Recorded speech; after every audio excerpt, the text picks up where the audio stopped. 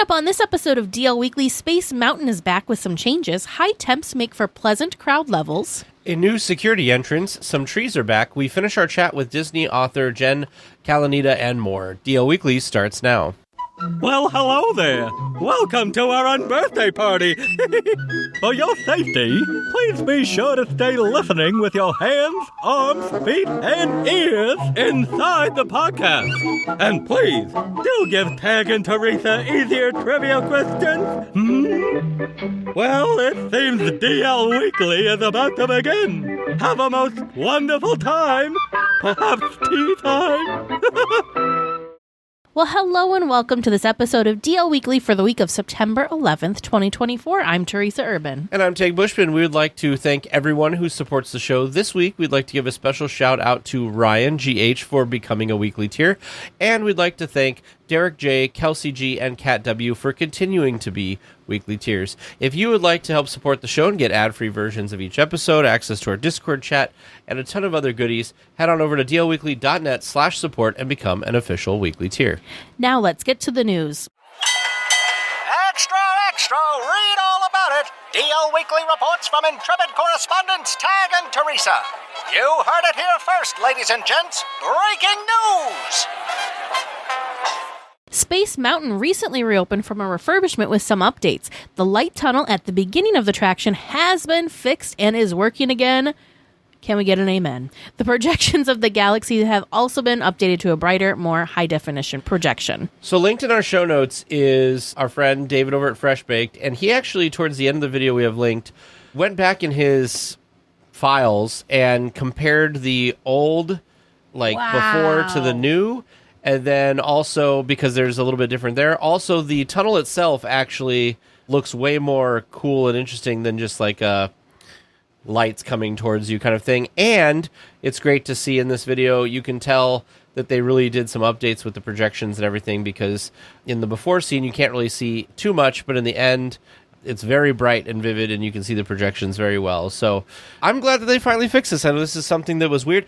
I thought it was so weird riding it, and then you just come around that corner, and it's just black. Oh, yes, there's just nothing. Yeah.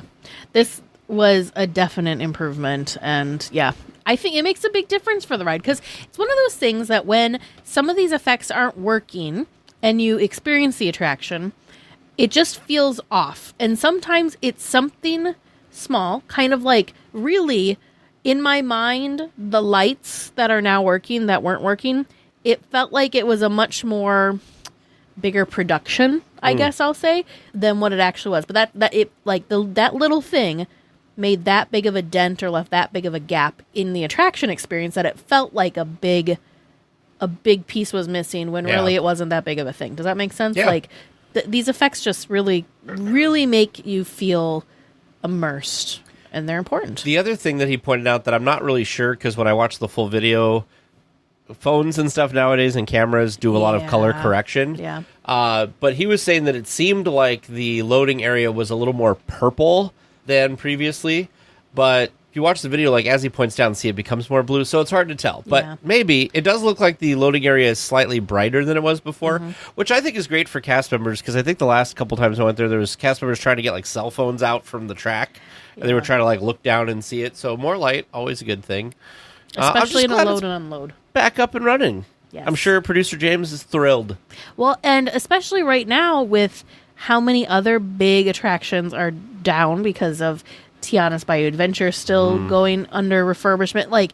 It makes a difference. We noticed it and we felt it when we were there back last month with how when you have these big popular attractions not going, it impacts the crowd. It felt like for me, and I'm sure it felt for you this way too, Tag, that I'm sure crowd levels and numbers were typical, but it felt more packed and congested because people weren't able to be dispersed as well throughout the parks, being eaten, as we like to say, through some of these bigger attractions. Absolutely.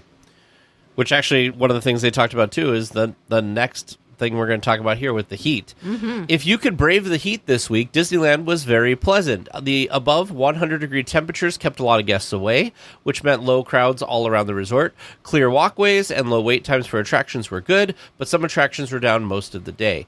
Grizzly River Run was one of the top attractions at a wait time of only 10 to 40 minutes. This was wild and almost a little bit eerie. Of course, SnackChat was reporting, and they had all sorts of photos of what the parks looked like and what some of the different busy pinch point areas looked like during this heat wave, and it was almost eerie because, we're tag scrolling through them right now, and there's a part in front of Rancho that's just like a ghost town. There's one person standing in shade.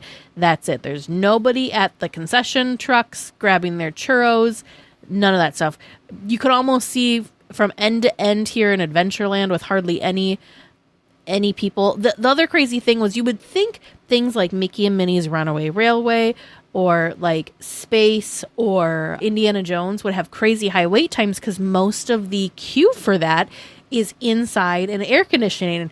No, not at all. The highest of those waits for when SnackChat was snapping their photos was Indiana Jones Adventure at 35 minutes, which for Indiana Jones, 35 minutes is like nothing. You're inside that whole time. You're not having to queue on the outdoor queue at all. I did have to laugh, though. Did you notice this? The craziest wait time in all of the parks was Roger Rabbit's cartoon spin at I don't know why. At 65 minutes when they snapped this photo. Yeah, who knows why. But like things like the Tiki Room, Pirates was a walk-on. A lot of these... Mickey and Minnie's Runaway Railway was 15 minutes. Yeah, which that's basically... It probably takes you 15 minutes just to walk through the queue. Oh, yeah. So if you do brave the heat, thankfully people weren't having to be waiting outside. They were able to still enjoy attractions and escape into air conditioning in some of these different attractions as needed. Do you want to know what shocked me? There's a photo here of the cavalcade. There is room on the curb and gaps in people. On the sunny side, yes. On the sunny side. But I'm just saying, like, that's never the case. Yeah. So the high temps did adjust the cavalcade for the high temps. So there was only characters and performers on vehicles. There were not any characters or performers walking during the cavalcade, which included the end that has like the rope. Yeah. Those performers or those cast members were not walking along the route. So everybody that was in the cavalcade was in a vehicle of some sort. So I'd like to point out some areas that you could go to stay cool in Disneyland Resort. Number one is your favorite. In no particular order. Number one is the animation building. Perfect place. Main Street Cinema. Go watch some animated shorts.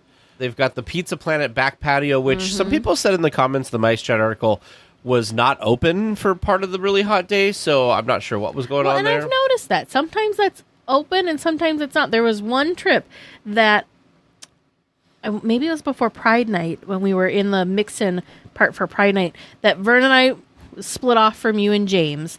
We went and got some artwork signed. You guys went over and were grabbing dinner, and we went to meet you, and you said you were in this area, and we had to break in. So we had to like go through the little roped off area because you got in to sit down with your food, and then by the time we went to catch up with you, they had already closed it off. So that one is a little bit of a wild card. Of course, the shops on Main Street are a great spot. The Chantiki Room, I feel like, is always a great option there. So, yes. Yeah, attractions, things like in the Hyperion Theater stuff, if they ever have one, is a great spot. Small World, great moments when it's open.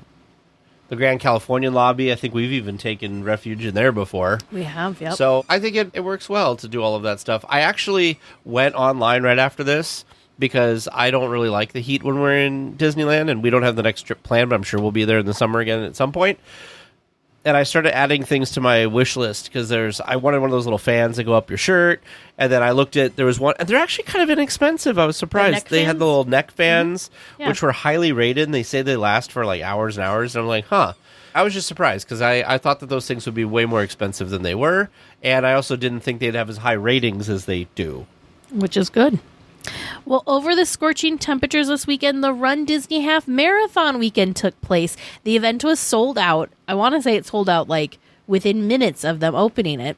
And the events were ranging from Disneyland Yoga at Sleeping Beauty Castle, kids races, and then also the main events of the 5K, 10K, and half marathon. There was a Thrills and Chills challenge, which was for runners who completed all of the running events, so the 5K, 10K, and the half marathon. Crazy. It says here, though, that it was just the 10K. Well, then we had some weekly tiers that went above and beyond the Chills and Thrills because they did all 3 events. So, yeah, you're right. It was officially just the 10K and the half marathon for the Chills and Thrills challenge.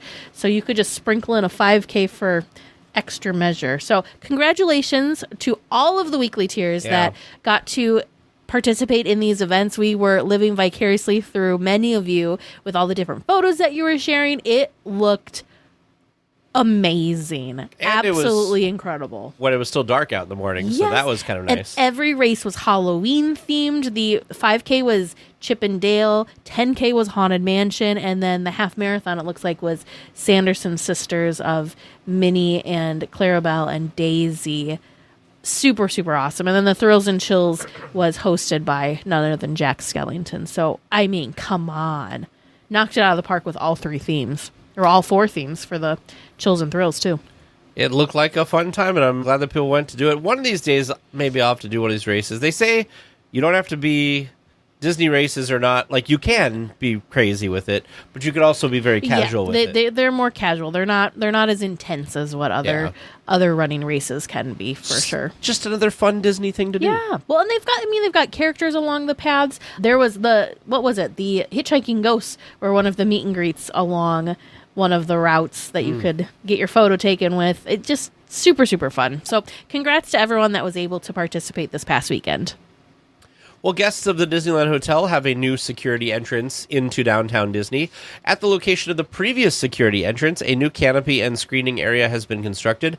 This area is not as themed as the mid-century modern checkpoint that opened a few months ago by Din Tai Fung, so it could be temporary until Disney decides what to do with this area and with Disneyland Forward. Well, the nice thing was they did have it open with this much more popular weekend because there were Oogie Boogie Bashes happening this weekend as well as all the Run Disney events. So if it wasn't for the heat, the crowd levels would have probably been pretty nuts for this. So it's nice that they got this extra security entrance open. But you're right. That was my first thought too. It does not look nearly as permanent as the other new entrance. It just looks updated. It looks better than what it looked like before. Oh, yeah.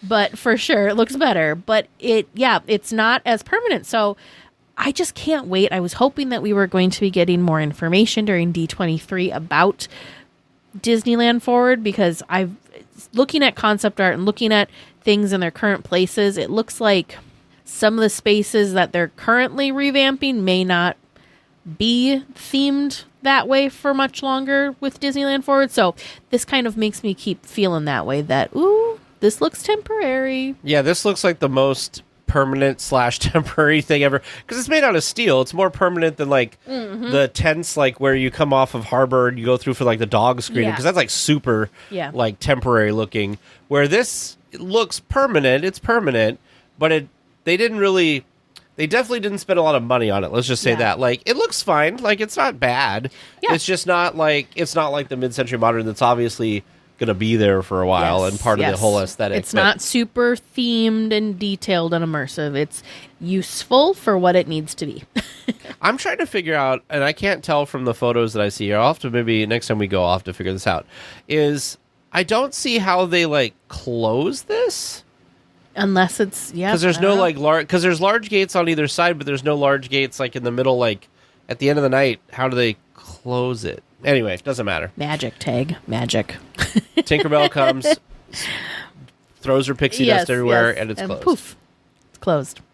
Well, in some #Save Trees news, some trees have been replanted. Yes, you heard me correctly. At the main entrance where they had been doing a lot of groundwork, the trees that had been there were removed.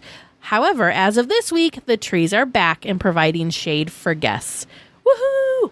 Win for the trees. That is a tree. I am really interested to see what this area looks like.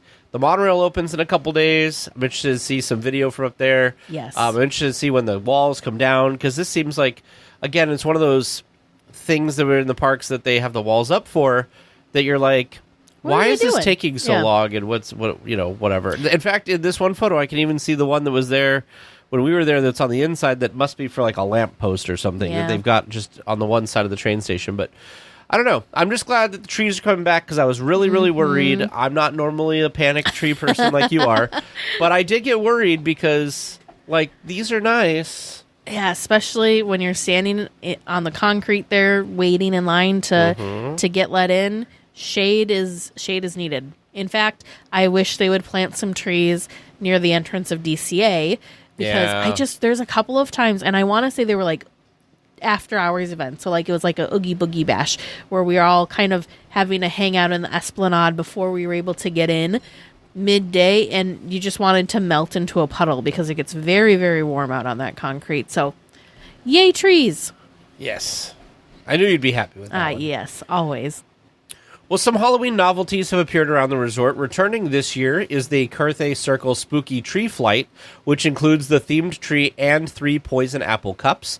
Coming soon are the Vampire Stitch Popcorn Bucket, a Halloween alien sipper with pop-out wings, that sounds cool, and a popcorn bucket modeled after Scary Teddy from The Nightmare Before Christmas, and he's in the Haunted Mansion Holiday. Yes. He's the guy eating the lights as you back down out of the attic. He replaces the Raven in the OG mansion.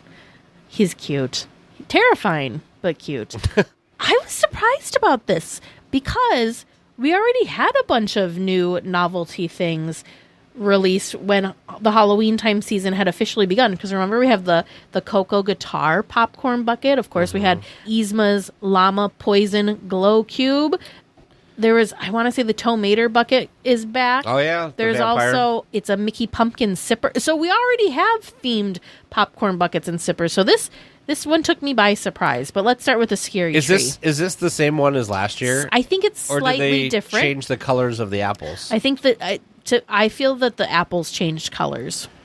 We can verify this. That's what I'm going to go. But I'm pretty sure the apples last year. Yeah, I was going to say. Remember a green apple and a red apple. And a yellow Apparently, apple. there was a yellow apple last year. This year, all of the apples look like they're like a black with the poison skull dripping on it, still in white. This is such a fun, cool. Whoever came up with this idea, kudos, because it is so cool. I don't even want the flight. I just want the glass. This last year sold out crazy fast. It was super, super popular. So no surprise that it came back, but inside it's amazing. You get a Halloween appletini made of Crown Royal Regal apple flavored whiskey, and apple pucker schnapps and cranberry juice. Yum. I want this really bad.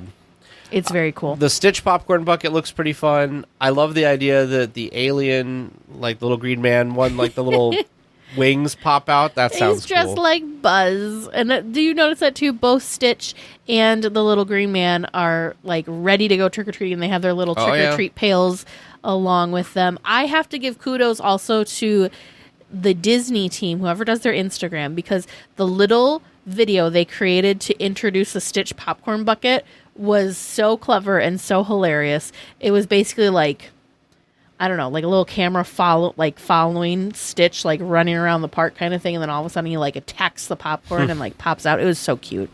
And then last but not least, we have the Scary Teddy. This one, I don't know why. This is probably my favorite of the three. Because I love Nightmare Before Christmas. But the other thing that I just can't get over with this one is the popcorn is down in his belly. So if you're going to be eating popcorn out of your popcorn bucket, you actually open his mouth up and you have to stick your hands into his mouth that looks like, I don't know, like some sort of spring trap or something, because he's got very sharp teeth. Yeah. So it looks like, I don't know, it looks a little dangerous. Yeah, it looks like a bear trap. Yeah, it does. But yeah, he's a very small character in Nightmare Before Christmas, but he is a part of the holiday overlay. So I think it's really fun. He just gets given as a gift, right? Yeah. He's just a possessed little teddy bear that is one of the things that the creatures of Halloween Town create and then give out to the kids on Christmas. They think they're doing a nice thing because, I mean, what child doesn't want a possessed teddy bear? But yeah, anyways, so fun. The Tomorrowland Skyline Terrace has an updated offering for their lounge and fireworks viewing. The previous hot packaged meal has been replaced with a cold charcuterie-style sandwich, Waldorf salad, cheese and crackers, seasonal fruit, seasonal desserts, and chocolate, and continues to offer unlimited soft drinks, bottled water, coffee, hot tea, or hot chocolate, plus a specialty-themed non-alcoholic beverage. The package is $89 per person and also includes a themed little bento box that your meal comes out in. Tomorrowland themed. Okay, first off, ever since they've offered anything at the Tomorrowland Skyline Terrace, first of all, I don't think it's a great location to watch the fireworks from, so I feel like that's weird in and of itself. Second, $89 per person. How much was our package through Rancho I was thinking, I think Fantasmic? $89 per person is close to what a Blue Bayou Fantasmic dining package is. So this just seems... This is a hard sell for ridiculous. And the fact that it's like a cold... I don't know, there's something about like a cold meal that makes it seem like still also not as good of a value. Something like this would have made perfect sense back when they were doing from Hungry Bear, when they were doing it was kind of like themed to a picnic lunch. Yeah. So the thought process was that you could pick it up and then take it to the viewing area and enjoy it while you waited for Fantasmic. That makes sense for that sort of a thing. It doesn't make sense when you're at like nice outdoor seating that's elevated, you've got a table. I mean, logistically it makes sense because there's not a kitchen right there, so it'd be hard to do a hot, like, multi-course meal from there, just logistically for Disneyland, because where's the food coming from and how do you get it over there sort of thing. But yeah, I'm with you. This dining package has always been curious to me. I would love to hear from someone if anybody has done, maybe not this specific one, but any of the versions of the Tomorrowland Skyline Terrace fireworks viewing packages. I would love to know your experience because, like Tag mentioned, with how many projections and fun things fly over the castle, of course the fireworks too, it seems like this is a very far back and off to one side view. Of course you get a great view of the fireworks themselves, but the rest of the show, I don't know how you'd really be able to see that. Maybe I'm wrong. But if anyone's done it, please write in, let us know your thoughts. I do think it'd be a cool experience just to be kind of like up and elevated over stuff. And I do wish that they did have some sort of fireworks dining package. I do think there could be a need fulfilled there. Maybe do it at Plaza. They did cut some of those bushes down for different viewing packages. I could see how you could do a fireworks viewing package from Plaza. I think they could do a really great thing where they have more VIP seating, like right in front of the castle. Yeah. And offering that, that could be a really premium thing. Could you imagine, like a dessert package where your tables are all set up right in front of the castle like that? That would be so cool. Ooh, that'd be super cool. Or even if it was set up like around the edge of the hub. That would also work. You wouldn't be able to get because I'm thinking just how do you get all the tables out there without impeding the flow of traffic for too long? But so it looks like in the previous thing you would go to the Galactic Grill and pick up your warm meal and go up. And then go up. So I assume at this time they're just bringing it to it's you. Up there for you. Okay, and that then makes you sense. Just get to lounge up there, which I mean I guess is kind of cool to have like kind of a place to like lounge and you have drinks and because you could be there from I think like 6:30 to 10 p.m. Wow. So like that aspect is kind of interesting to me, I suppose. But I just for the fireworks viewing, I don't know, I like the fireworks too much. I feel like it's not the best spot. You know what? You could also, I'd even be okay with if they did some sort of fireworks viewing type package, maybe not in front of the castle area because congestion, but you could do it back by Small World. Sure, yeah. Because you could very easily set tables up and such in that like elevated parade viewing area. Yeah. That's across from Small World. Woo! Disney, I hope you're listening. That would be really cool because then you don't get the characters that fly over, but you get the projections and the fireworks are right there. It's a really great spot to go enjoy the fireworks, I think. Yeah. That'd be cool. Well, I hope somebody messages in and tells us about it. I hope we put that out. And now I'm like hoping that we put that out in the universe. I hope it comes true now. Yeah. A video on YouTube displays a Lego recreation of Pirates of the Caribbean, including real water. The creation is a mix between the Disneyland and Walt Disney World versions of the attraction. I was mesmerized by this today because I love Lego. Insane. Yeah.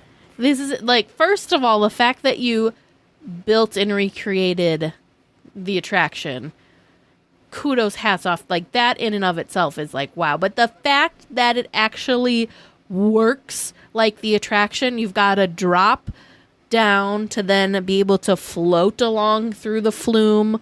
Come on. Yeah. Yeah, he's So got a lot cool. of cool stuff, and at the end of the video, he actually, I mean, he does like a tour of it, which is nice. But at the end of the video, he actually does a camera from the angle of like where the boats are, and he does like a split screen with what it looks like in the attraction, so you can kind of get an idea. He said at night it is the best because he has all the lit up things for it too. Yeah. I don't know how many. I didn't watch enough. I don't know if he said it in there, but I don't know how many hours this took, and I'm really interested to know how many pieces it was, because part of the thing that he has built here is a massive kind of mountain that part of the inside stuff is for. I don't know. It's amazing. And his ingenuity with keeping the water in, he was talking about like how hard it would be to waterproof it, and he had to use pond liners with like some Lego on top of it and stuff. I don't know. How did you even come across this, by the way? Someone shared it in our Discord. That's how I found it. Yeah. But yeah, insane. I was going to say, there it is. I was going to say, I saw somewhere where it said the pieces. Only 120,000 Lego bricks. We just did a set that was Amazing. like 1,500 pieces. And it felt like a lot of pieces. And you had like a roadmap to, Yeah. you had like instructions. This guy just created this. I always Insane. find it amazing that people out of their mind can create these things without instructions. Because for me, like, even following some of the instructions, I'm like, what is this going to make? This is interesting. And then when it comes together, it's like, how did they determine that if you use this piece in this spot and this, then that can flip open? And I don't know. Yeah. Go look at the video. We have linked to the show notes. It is very, very cool. He even has the little spinning things working for the ladies chasing the pirates. You could almost say that his works better than the attraction. Wow. Amazing. Yep. Absolutely amazing. Did you know that 1 in 5 Americans have learn a new language on their bucket list? Yeah, I'm one of them. So how about we make 2024 the year we finally check learning a new language off our list with Babbel, the science-backed language learning app that actually works. I love Babbel's quick 10-minute lessons that are handcrafted by language experts and real native speakers to help you start speaking a new language in as little as 3 weeks. It's designed for real conversations you'd actually have, like how to ask directions to the best cafe, how to order cheese and wine for lunch and dinner, or maybe that's just important to me, but I know you'll learn what's important to you too. Let's finally cross a language off of our bucket list. Here's a special limited time deal for our listeners. Right now, get up to 60% off your Babbel subscription at babbel.com/believe. Get up to 60% off at babbel.com/believe, spelled BABBEL.com/BLEAV. Rules and restrictions may apply. Visit babbel.com for terms and details. We have to get the snacks for Tag and Teresa and James and Fern. Oh, and Cinderella. Time for SnackChat. Well, for this week's Snack Chat, we have, you guessed it, another foodie guide. Yes, that does mark the third foodie guide for this Halloween fall time season. But this time, it is the Hispanic and Latin American Heritage Month foodie guide. Sorry, I got distracted by this very first item that's not even at Disneyland. Not at Disneyland. The Jungle Navigation Company, there's a Dr. Falls signature grilled steak that looks really good. Okay, Yes, I'm it just going does. to skip. I'm not going to look. You gotta not look and just go. Okay, here we go. So Down to starting in Disneyland. Okay. At Rancho del Zocalo, from now through November 14th, you can get the Torta Cubana, which is a breaded steak, sliced ham, panela cheese, jalapeno mayo, guacatillo sauce, beans, shredded lettuce, tomatoes, and julienne onions on a grilled bolillo, which looks very good. So I want to give a shout out. I actually just watched a Magic Journeys video that they tried most of these items and they actually compared them, because there's the torta at Rancho, but there is also a torta over at Award Wieners. The torta de milanesa is a beef milanesa with grilled ham, panela cheese, lettuce, tomato, pickle, onions, jalapeno, and avocado spread on a telera roll, served with cuties, mandarin oranges, or film strip fries. They compared the two of these. Okay. The biggest difference is the torta at Disneyland over at Rancho is like a half sandwich. The one that you get over at Award Wieners is a full-sized sandwich. So they were beside themselves. It was like a $2 difference between the two options. So if you want a better bang for your buck, go check out the torta at Award Wieners. As you heard, it is slightly different ingredients on both of them, so they are going to they are not exactly the same. They're similar but not identical. But as far as like if you want something that's a good value and shareable, they highlighted and said definitely go check out the one at Award Wieners. Now I'm a little sad because I was looking at this stuffed pan dulce, which is a cream-filled pan dulce with macerated berries. Looks amazing. And now I'm looking at the clip from Magic Journeys and it looks a little soggy. Yeah, and they talk about that too, that they think they went a little, like there was a lot of juice with the berries, so it kind of drown the pastry a little bit. But so did it taste good? They were a little sad about it. Oh. Spoiler alert. Sorry if you were sitting on the edge of your seat wondering what they thought about it. But yeah, it was not their favorite. They said that it would probably be a skip in their opinion.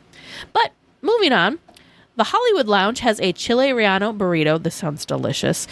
Rice, beans, pico de gallo, chile relleno, salsa roja, and crema wrapped in a flour tortilla and served with tortilla chips and salsa roja. Not new, but not part new, of this. but delicious. And then there's at the Studio Catering Company, there's a chili relleno burrito. Oh, perfect. So the chili relleno burrito is also available at the Studio Catering Co. truck. And then Lamplight Lounge has a brown soul, I cannot pronounce that, hazy IPA. It's part of this. And then we have some more novelties, because why not?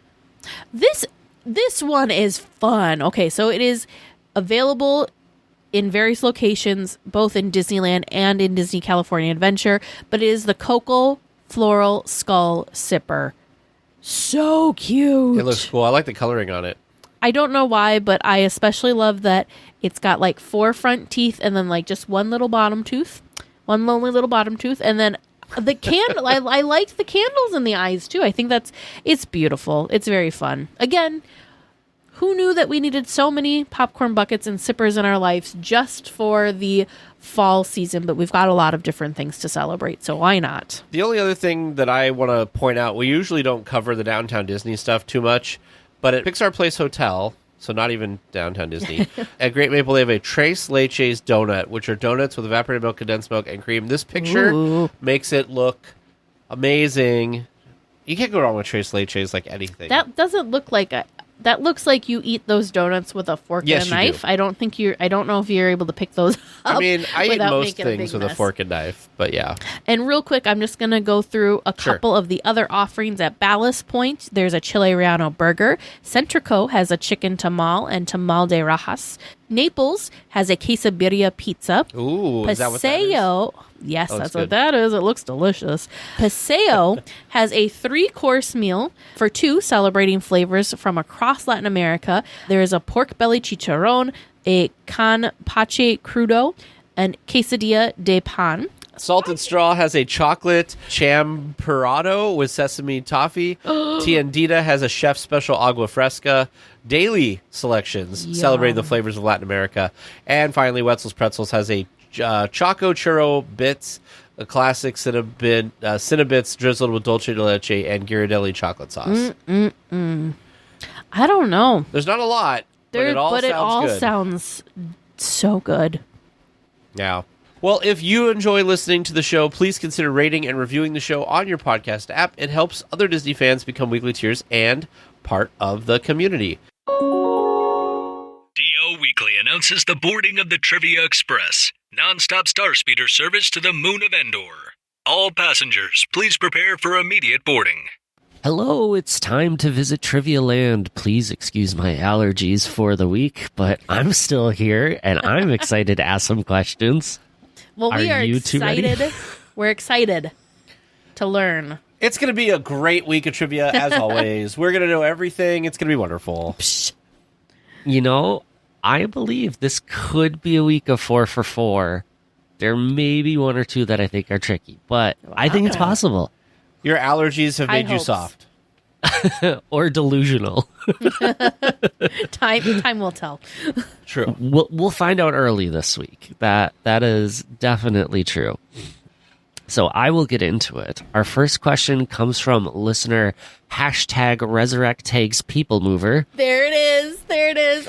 Okay. Pause from trivia. I told Tag I was doing something. I'm going to tell everyone I did not see the trivia question, but somehow I was looking in our sent inbox and saw this hashtag, and I've been waiting. I've been like sitting on this. I've not told Tag because it killed me. You told me that there was a hashtag for me, but you didn't tell me anything about it. Yes, You were I talking said about there's this a earlier. hashtag for you. I'm not going to tell you what it is because I want you to hear it like naturally. What was it again? #ResurrectTagsPeopleMover. Resurrect Tags People Mover. I love it. Save Trees is Trees, which we already talked about in the news. So, And yeah. Resurrect the People Mover. Yep, exactly. Love it. Okay, so what's the question from #Resurrect Tags People Mover? The question is, running from 1956 to 1964, how many rockets were on the original Astrojets? And if you really want to put good energy towards resurrecting the People Mover, can you name at least one of the jets? Holy buckets. I don't know. No, I can't name any of them. I'm going to say 20. I'm going to say 12. All right, 12 for Tag. Rocket jet 20 for number Teresa. 1. Rocket jet number 2. Rocket jet number... That is a quality guess. Someone plays trivia games. Oh, my goodness.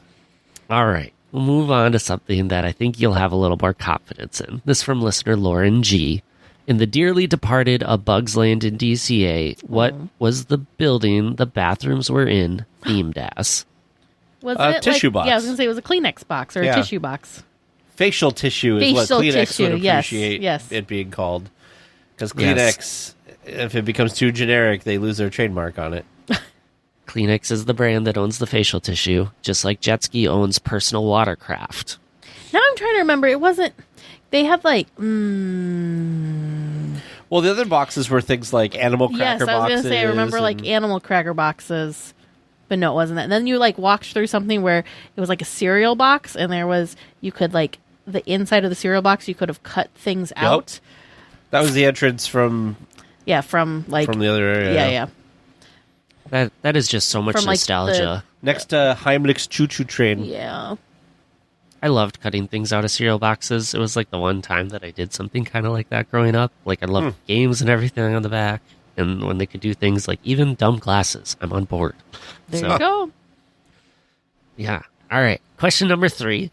In the celebration of life of James Earl Jones, I have 2 questions for you about him. May he rest in peace. One of his iconic characters. I know. 93 is a really good life Yes, in reality. yes. But I would have loved to have seen 100. But you know, one of his iconic characters is Darth Vader. How often can you regularly encounter Darth Vader in the parks, not including merch? Because I don't know what merch is in the park right now. What do you mean? What, like, can you, Like what do the you mean? character.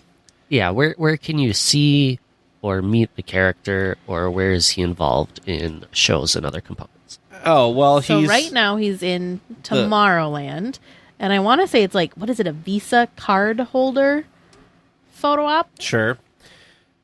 Yeah, because there's the... In the Star Wars Launch Bay in Tomorrowland is generally where he was meeting and greeting Yeah, at one point. that's where that like the Visa card holder photo Yeah. op thing was at the exit of that. And then... Are you talking about like in attractions too? Because he does make an appearance in Star Tours, depending on your journey or your voyage.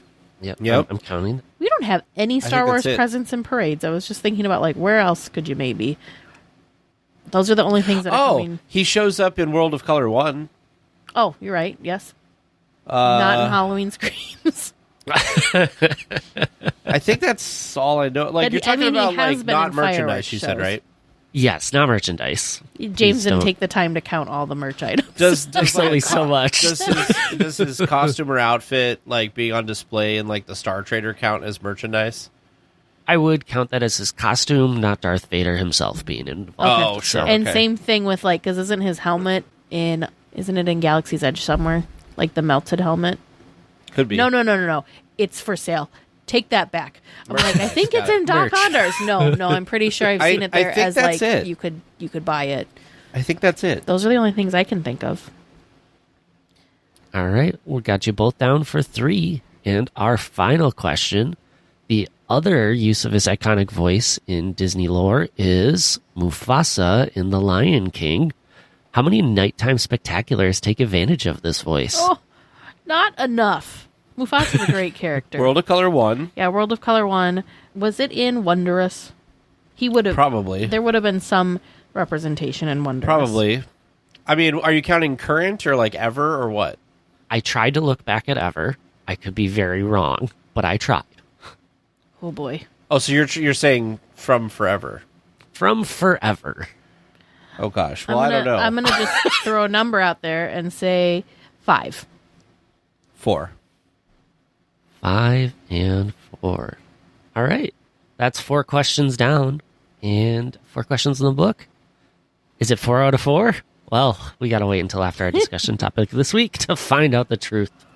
Probably not. Well, this week we continue our conversation with Disney author Jen Calonita. So, I'm curious, if you could create a new Disney something and you get to write a book about it, is there any story that you would like to tell or something, so not something that's from the Frozen universe or from a universe that we've already kind of met, but is there kind of something that you would create for a Disney story? I don't know. They're so good at their job. I don't know. And I will say that I always thought it would be fun to do some sort of story that took place in the parks, but also had the magic of characters. And that already exists because there's the Kingdom Keeper series. But like if I could find a different slant or a different way in on that, that would be really fun because I think there's so many of us who love, the park rides, the parks themselves, the park food, the park merchandise. Like if there was a way you could take all that and turn it into some sort of fun story while also pulling in. I love stories that have like a touch of magic that take place in the real world, but there's just this touch of magic that changes everything. So if I could find a way to do a story like that, I would love it and get to work it with Imagineers and get to go. I'm always like, I want to go behind the scenes at the parks. I would love to do that. I got to sign at Club 33 in Epcot. Ooh. Once for Go the Distance, and I wasn't allowed to take pictures, but I got to be up there, and I just was like, it was like so exciting. It was, it was, and I was like, I said to the waitress, I said, can I buy something that says Club 33? And they had to get permission to let me to do it, but I was like over the moon. So you're like, can I just one of the paper napkins or something, please? Or matches home with me, anything. That's awesome. Well, you're fitting right in with the nerddom here because I'm pretty sure we were very lucky and got to experience Club 33 at Disneyland once. And I remember using the restroom and I was like, well, these napkins are coming home with me because they had the little embroidery and I was the little like embossed Yeah. paper hand towels. Yeah. And I felt so silly for taking napkins, but I was like, I don't know, it's so you know cool. what though? Our waiter, because we asked, I think it was like the paper coasters. He's like, you can take, like, he actually brought new ones out for us to take home, and then he also told us, like, or maybe he put some in the bag for us of the hand towels from the restroom. Like, this is just a different level nerd, but here we are. They understand. Yeah. I mean, it was great. They gave out copies of Go the Distance to some of the wait staff there, and they were all excited to get the book. And meanwhile, I was so excited to be there. Like, I think if you're a Disney person and you get to work for Disney in some capacity, you realize like how lucky you are to be part of this world we all love so much. Like, I love it so much. So, I feel very lucky to get to do some of these things. So, on that same note, can you kind of talk about, since you've done so many different Disney books. Can you kind of talk about different other experiences that you've gotten because of these? So, Club 33 in Epcot, that's pretty amazing. I learned something new. I didn't even know there was a Club 33 in Epcot. So add that to the ever-growing Disney bucket list. Apparently, there's like one in every park, believe it or not. That's what I was told. I don't know if that's true. I got to do a book signing in Golden Oaks, the Disney community down in Walt Disney World. That was super fun. And I got to meet people who live there. And I've decided if I ever need a second career, they had this book club, and it was a book club, and I got to talk about Go the Distance and sign books. And all these people were like telling me about living there and what it was like. And this one woman walked up, and she was like in a Disney fandom shirt. And I said, "Oh, tell me about your house." Cause like, I just wanted to hear about like Disney touches. And she goes, "Oh, I don't live here." And I go, "Oh, how are you here?" And she goes, "I'm the pet sitter." And I go, "What?" And she said, "So many people in the community hire me when they're, away to watch their pets. And so I bounce house to house, and I watch Nala and Simba and Loki and Thor." And I was like, "Oh, this is like the best job in the world." Like, she's living in Golden Oaks, watching pets. She's near the magic. I was like, this is amazing. So that's awesome. That was really fun. Whenever I go to a park, I always, on every trip, I bring one of my books, and then I will look for somebody who's either in costume as the character the book is about, or somebody who just looks like a really big Disney fan who I could see wanting the book, and I give the book out and take pictures with them. And if they have permission, I'll post it online. And then, I try to do character dining when I can with a character I have a book about. So when the first Lost Legends book was coming out, it was about Flynn Rider. I had a business trip down to Orlando, and I had one morning free. And at the time, they had character dining at Boardwalk, where there was a breakfast that you could have with Rapunzel and Flynn and Ariel and Eric.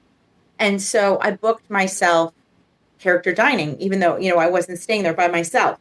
And my sister was like, "Jen, you're going to go eat character dining alone? Like, you can't do that. That looks ridiculous." And I was like, I'm going.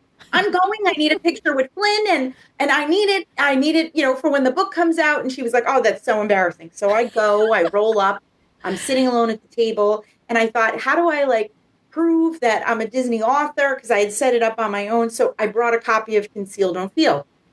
And I showed it to the manager of the restaurant. He was wonderful. And he was like, "Oh my gosh, I'm going to make sure everybody comes by to see you."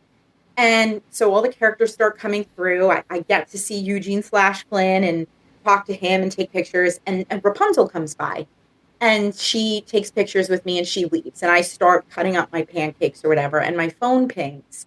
And my publicist from Disney goes, "Are you at the Boardwalk eating breakfast with the princesses?" And I was like, "Oh my God, I'm in trouble. I'm not allowed to do this. I'm in trouble." And I was like, "Yes." I'm like, "Is that okay?" And she's like, "Yes, you just met my best friend, who is a friend of Rapunzel. Oh. I had already given her Conceal Don't Feel, and she couldn't tell you that she had it, the book, but she, I guess, went on her break and said, your author is here." What a small world. That was great. And then the one other experience that was really, really awesome was this past holiday season. We went to Epcot, and I had my Kristoff Lost Legend book with me, and I wanted to take pictures in Norway and with Elsa and Anna and show them Kristoff's book. And Elsa and Anna were great. And my two boys are older teenage boys, and they were like, "Mom, you've made us wait online for Elsa and Anna 1,000 times. We are not going. We're getting online with Test Track or whatever." Even though it was like a 3-hour line, I was like, "All right, suit yourself." And my husband's like, "I'll go with you. I'll take your pictures with Elsa and Anna." So we take the pictures and we go outside. All day I'd been checking the ride line for the Frozen ride. And it was almost 3 hours. And I was like, I'm not waiting. I've been on it before, but I'm so sad because I would have loved to have gone. So I go up to one of the ride workers and I was like, "Do you think this is my book? I wrote it about Kristoff, and I just want to get up closer to the front of the building so I can take a picture with the ride and the book." And the workers, from Epcot in that area are from Norway.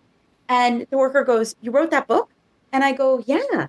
And he goes, about Kristoff? And I go, yeah. And he goes, and you're not going on the ride? And I said, oh, the ride is too long. Talks to somebody quickly, and he goes, we're going to walk you on. Oh. So he walked me and my husband on, like, we got to go on like the fast pass line and go on the ride. And we're texting my kids, and they're like, oh, I would have gone on the ride. And I'm like, too late now. This is why you should have came with Mom to meet Elsinona. And I could go on, and I took pictures of the book everywhere on the ride queue. And, it's just that little bit of Disney magic where, like, they made my day, and then I got off the ride, and I took my copy, and I'm like, I took all my pictures. Give me your name. Let me sign this and give this to you. So it was a lot of fun. I love that. Awesome. You're like a real life magic maker, going to the parks, making magic for people with your books. That's amazing. That's so cool. Do your kids go with you now when they think that they're going to leave? They're like, nope, we got to stay because she might pull something through. I think next time they will. Like, my goal now is to meet Fairy Godmother. And, I don't know how it is in Disneyland, but in Disney World, like, she's in the parade, but there is no meet and greet with her. And I've asked everywhere, and I'm like, I just want to show her the book and take a picture with her in the book. I'm trying to find a way to make that happen without crashing a parade route. So I don't know, maybe some Disney magic will happen and I'll get to do that. But that's next on my list of things I want to do. I feel like maybe you can contact somebody, but I feel like she does walk around in Fantasyland in Disneyland every once in a while. So if you need another excuse to go to Disneyland, I have seen her as a wandering around. I don't know if she always does it, if it's only maybe certain times or sometimes. Right now, I know she's in our Halloween cavalcade, but yeah. So she does. She is sometimes a walk around character. Need to get on a plane. Armed with books. Yeah, and I don't know if there's a way to contact the parks and ask if there's some sort of schedule, since obviously you're coming from the opposite side of the country. Yeah. But yeah, I have seen her as a walk around character. Disneyland's magical that way. We just have so many just kind of organic character appearances, it feels like, whereas World, it feels almost a little bit more scheduled, and it's this spot. Yeah. A certain spot.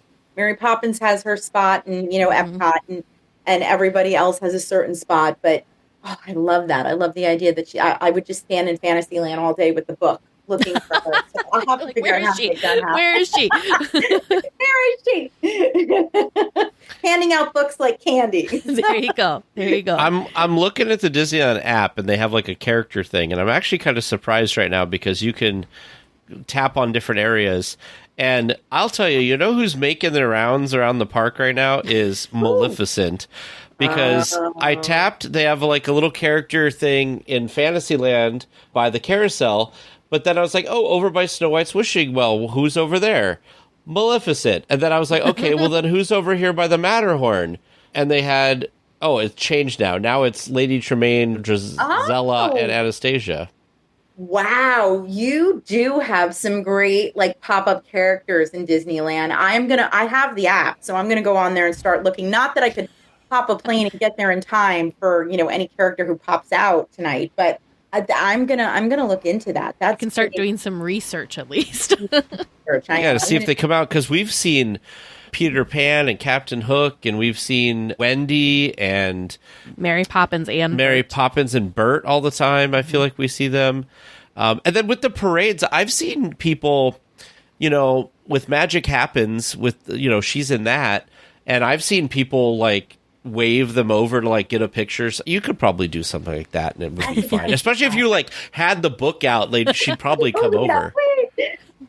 There's not enough Fairy Godmother merchandise either. When I was last in World, we went all over, and I'm like, have you seen any? They didn't even have pins. Apparently the pins of her were sold out.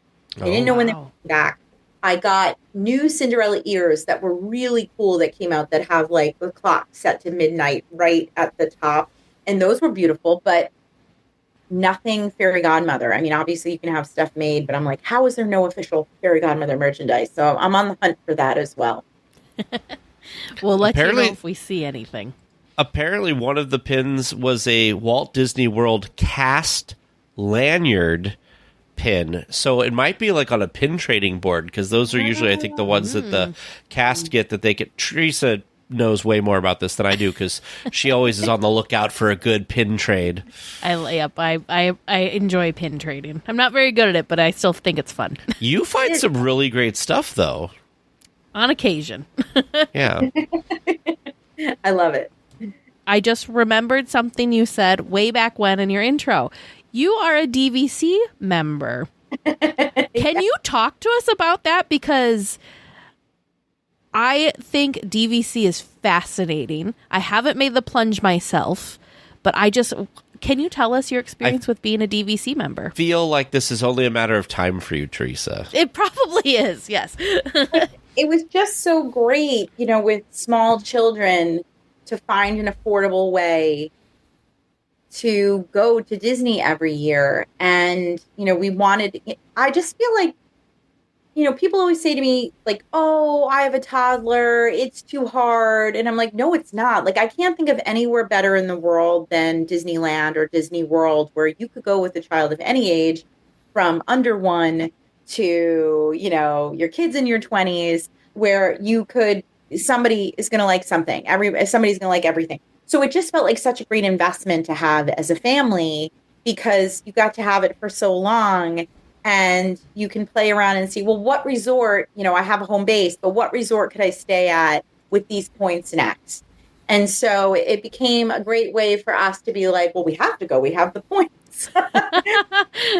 It's a little tougher now because my oldest is in college. Although last year he was in college in Florida and there was a hurricane. And I learned that the only place you can let an 18-year-old check into in Florida is Orlando. So we like to joke he spent his hurricane evacuation at All Sports because that was the only place we could send him. He loved it. It's such a great thing. Like, I feel like my kids have never not wanted to go. We are always sharing memes and videos and things about new park foods and new rides. We had a long discussion last week when we learned Tom Sawyer Island was being replaced with the Radiator Springs, and my younger one is obsessed with getting on Dinosaur one more time. So I feel like Disney is such a part of, it's like the fabric of our family. It is our world. I just love it so much. So for us, it felt like something we wanted to be part of. That's very neat. Made it more affordable. Next time you're at Disneyland, definitely check out, if you haven't already, the villas at the Disneyland Hotel, because they have, you can go in and, get a preview of it, and those are amazing looking rooms. They're gorgeous. Oh, I want to stay at the Disneyland Hotel so bad. We didn't last time, and I just love that retro look of it. I haven't seen the villas. I'm going to have to look at that. The villas are amazing. The villas aren't quite the same. It's it's different than the Disneyland Hotel actual rooms. The villas are almost like a love letter to the animated classics would be the best way for me to describe it. They went into so many different details, and for the rooms, from the carpet to the mirror embellishments to which is what Disney does, but it's more about the classic animated films, whereas the Disneyland Hotel is just kind of, I don't want to say generically Disney, because nothing is generic about Disney, but it's more like the castle is in the headboard and there's stars. So it's kind of more of the parks, like Disneyland type stuff. But yeah, so they're beautiful though. I will have to do that. They have, if you got some points, these really cool things. Do you remember what the name was called, Tag? On the sides of the building, they have all these what looks like random colors, but if you go to the base, it actually represents a movie. All of the lines of color are intentional and tell the story of whatever movie it is that it's supposed to be representing. The details are crazy. They think of everything. I love it. Yeah, it's really neat. And when you go visit the fairy godmother, you just stay there. You've got a plan. Thank you for coming up with my plan. I love it. Or let's go back to something else you said. Let's just go totally crazy for you. You were talking about getting a recommitment ceremony or something. You should just do that at Disney. and say that you would like the fairy godmother to be part of it, and there you go. There you go. Yeah, that actually. Could she do the ceremony too? There you go. I mean, since it's just a recommitment, they don't have to be like an ordained person. So That's true. I think it could happen. It could happen. It could happen. She can bibbity bobbity boo both of you together, and there you go. Bibbity bobbity boo you together. That Well, would be great. Jen, I have kind of a hairball question. Maybe you know the answer, maybe not. But your Incredibles book about Violet, do you know, was there kind of more market research for it to not be to be released overseas and not in the US, or what? How does that? Do you know anything about how that decision is made? Because it sounds fascinating. I hope it does come to the US. The Twisted Tale series is really popular all over the world, and I don't even know how many countries they're published in.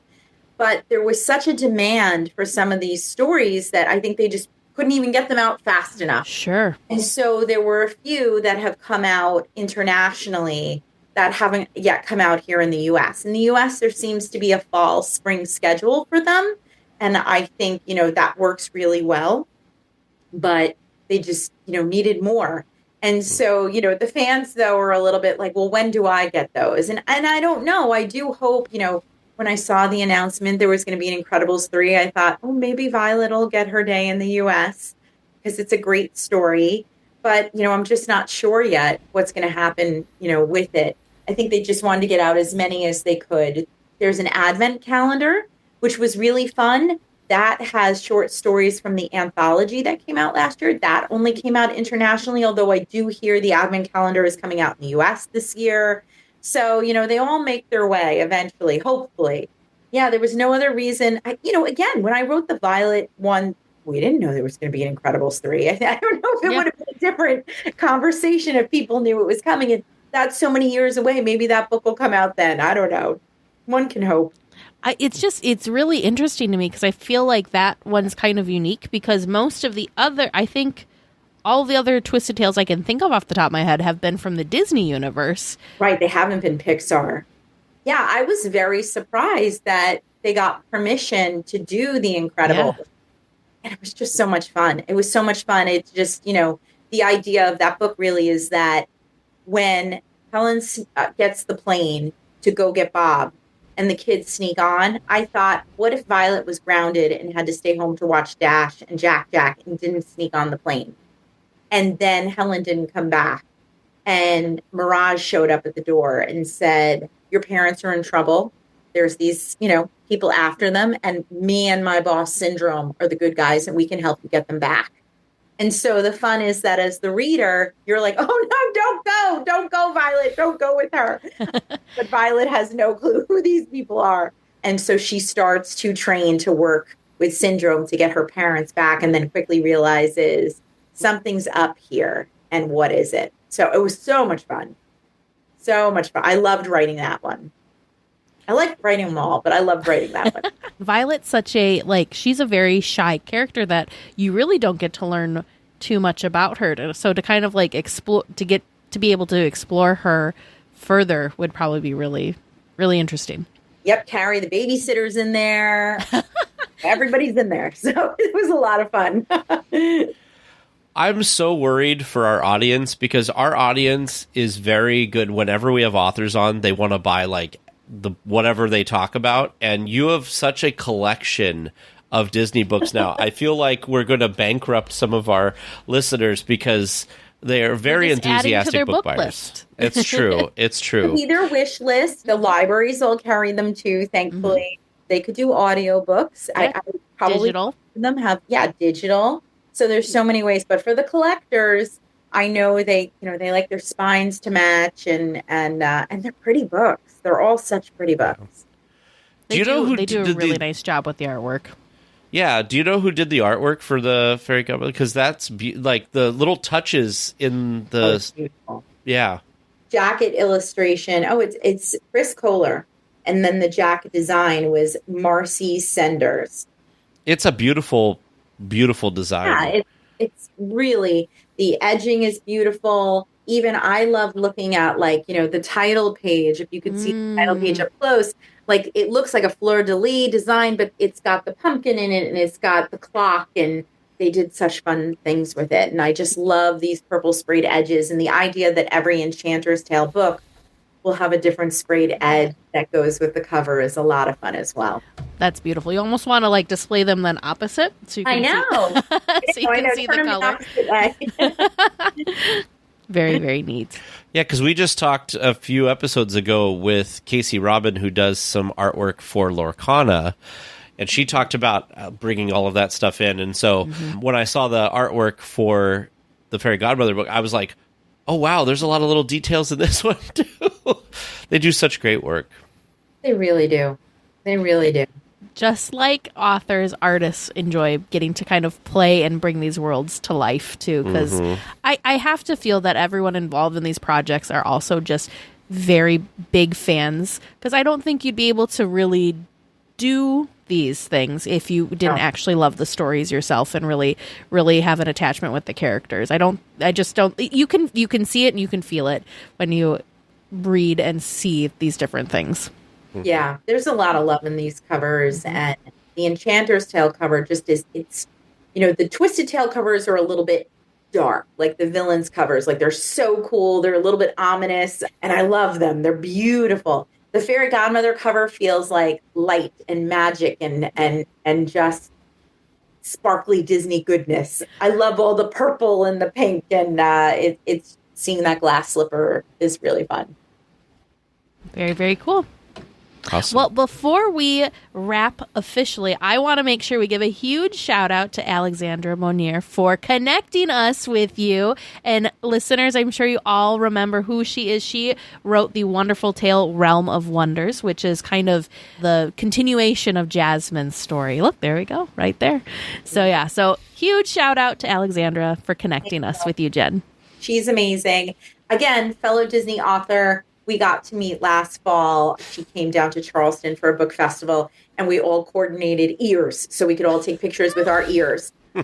So, Disney authors are a special, we're going to need like our own like alumni association or something, because we're all so connected and chat and talk, and it's really nice. I think that's so fun, though, because, you think, I always assume, like, being an author might be a little, you're kind of working on something on your own. So I love that you are all able to kind of connect because you all have this thing in common that you're writing for the Disney whichever Disney series it is, that you can kind of overlap. And like you were talking about before, how you get to bounce ideas off each other. And if you get stuck in certain places, you know that these are people that you can go to because they're looking at the same angles of different stories too. So they, are, I'm sure, incredible resources when needed. They really are. It's really nice. It's really, and it is funny because we were on a panel at a book conference recently, and I was talking about this kinship with the Twisted Tale authors and the other Disney authors, and somebody goes, "Oh, I write for a series. We don't text each other." And I'm like, "We're a special group. We have dinner together. We text each other. We read each other's books." So I'm so fortunate to have them all. Very, very neat. All right. So as we wrap up, our last question could be a difficult one, or it could be very easy. If you could work at Disneyland, what would you do? Sky's the limit. Could be any job. Could be something that is real or something you've made up. Well, my husband and I always say when we retire, we're going to have to move near one of the parks because we're dying to have our little cast member badges that say where we're from. And he feels like he wants to be the one who has the Mickey glove and is waving people out of the park at night. I feel like I'd be really good in any of the gift shops at merchandising. I feel like I'd be really good at helping people feel good about their purchases and helping them find things. I just would love that job. I would love to either work in the gift shop at Wilderness Lodge at Walt Disney World, or I would love to work somewhere on Main Street in Disneyland. So, wherever they want to put me. You're not picky. Just wherever. Just hire me. Just hire me. I'm telling you, it's got to be something to have your office be one of those beautiful, beautiful theme parks. That's just got to be like, yeah. That's got to be something that takes a little while to get used to because it's so magical. Yeah, it's got to be. And everybody just seems so happy to get to be there. So I feel like it'd be a fun job. Definitely. Well, Jen, thank you so, so much for taking some time to chat with us about all of the different books. I know my reading list has grown exponentially since the beginning and end of this chat. So I'm looking forward to kind of diving into some of these titles myself, and I learned something new. I definitely did not. It makes sense, the middle-aged books. So once you said, I'm like, oh, yeah, okay. I can think of other ones that I grew up reading that I never knew that's what they were called. But so anyways, thank you so, so much. We had a ton of fun chatting with you this evening. I did too. Thank you so much for having me. We forgot to mention, where can people find you online if they want to find the book and find what you're working on next? Oh, well, you can find me on Instagram or TikTok. The famous TikTok that I was talking about. I'm under Jen Calonita, which is CALONITA.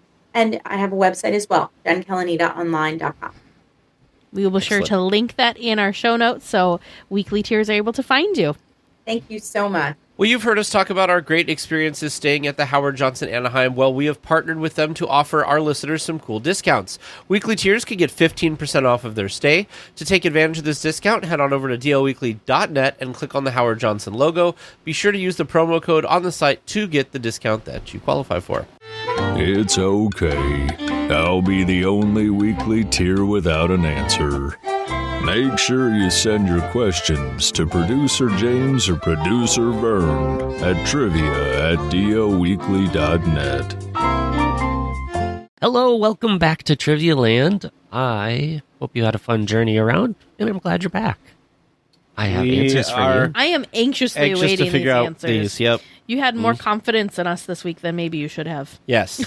Probably. It's the allergies. It's gunking up his brain. You got close. Like, I will be very honest with you. You got very close. Well, let's find out how close. Yeah, so question 1 from #ResurrectTags People Mover. From 1956 to 1964, how many rockets were on the original Astrojets? And if you can name them, that'd be awesome. The correct answer is 12 jets. Wow. Point for Tag. Wow. I missed this attraction being up on top of the thing. Even though it wasn't then, but it will eventually be up. But anyway, okay. But what were the names? It's called something different, isn't it? When it got moved?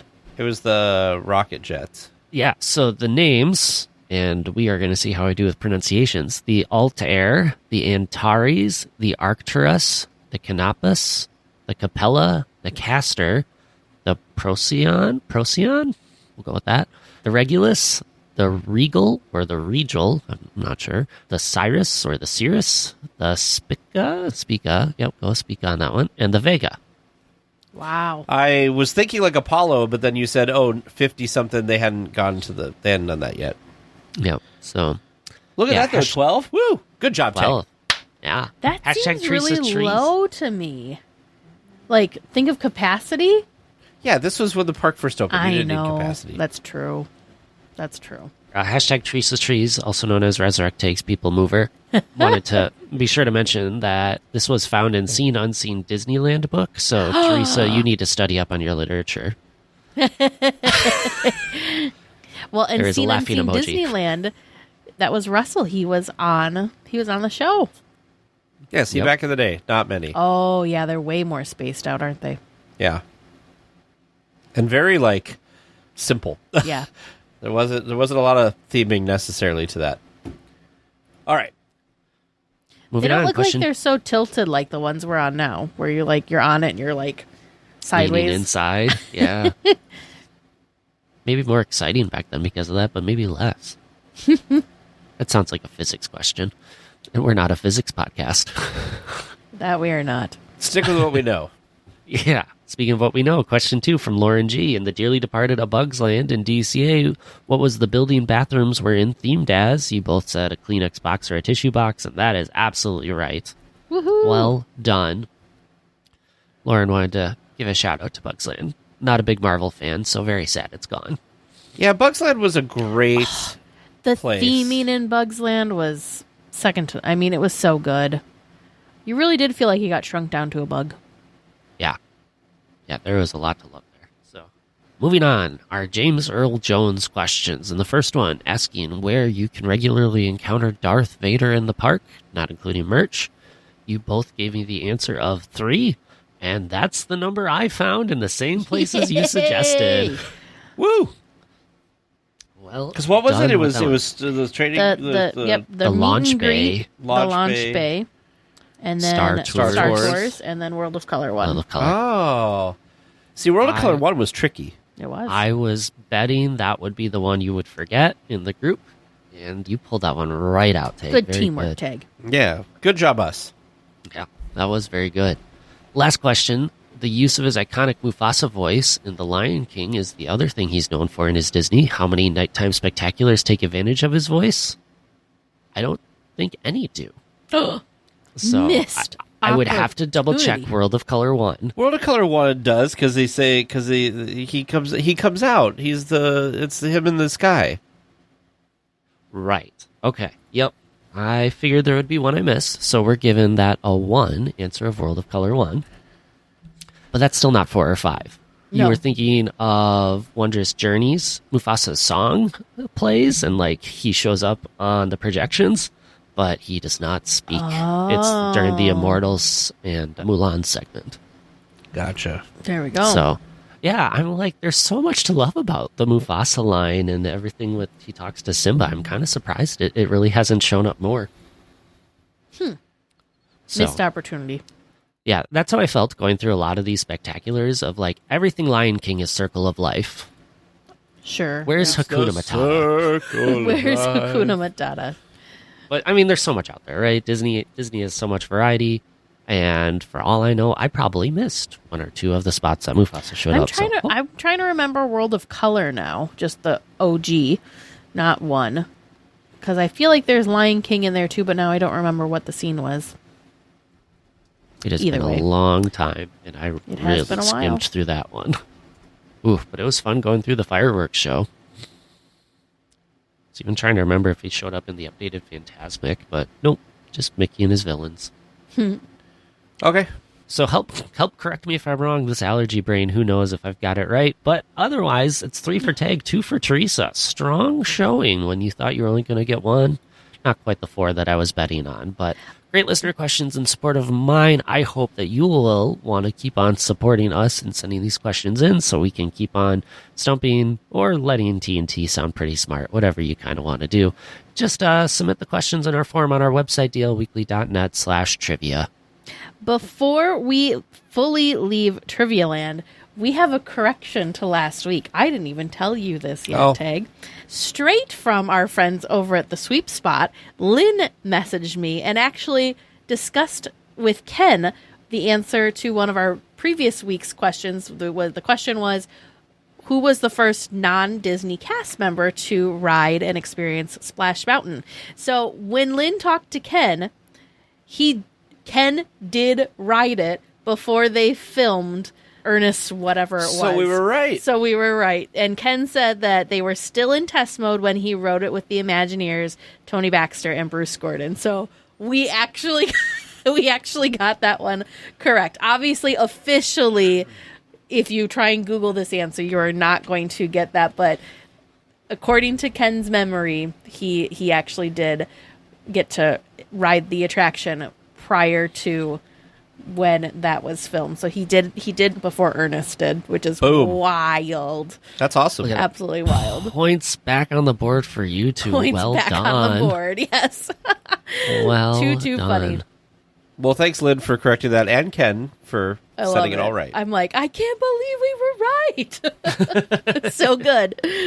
I can. I believe you two are better at trivia than we give you credit. We make this difficult for you, and we get it wrong sometimes too. But it's fun. A learning experience that's fun. Exactly right. Well, we will be back next week with more Disneyland news and information. Until then, go out and enjoy the parks. And a special thank you to Sidel for editing the podcast. Please remain seated until the podcast comes to a complete stop and the doors have opened. Then collect your belongings, watch your head, and step carefully from the episode. On behalf of all of our crew, thanks for traveling with us, and we hope you have a happy and memorable visit here at DL Weekly. Bingo. All right, Phil, we're recording now, so it's live. Go ahead. Pick on me the way that you want to. Did I say that? I wouldn't say that to my son. Man, I mean, come on, man. Just go. This isn't CBS. All right, be quiet for a few seconds. Why would people want to listen to the Sims Complete podcast? Well, a couple things. One, if you like to see sons pick on their father, this might be the place. If you want to see a place where the father just kicks the out of his son, this would be the place. What do you like about it, Matt? Ditto. Father-son dynamic duo talking about the game of football that we love and share and appreciate together. And, you know, hey, it's an extension of what we did, right? Growing up, I was able to watch my father play football, then obviously watch him as a broadcaster.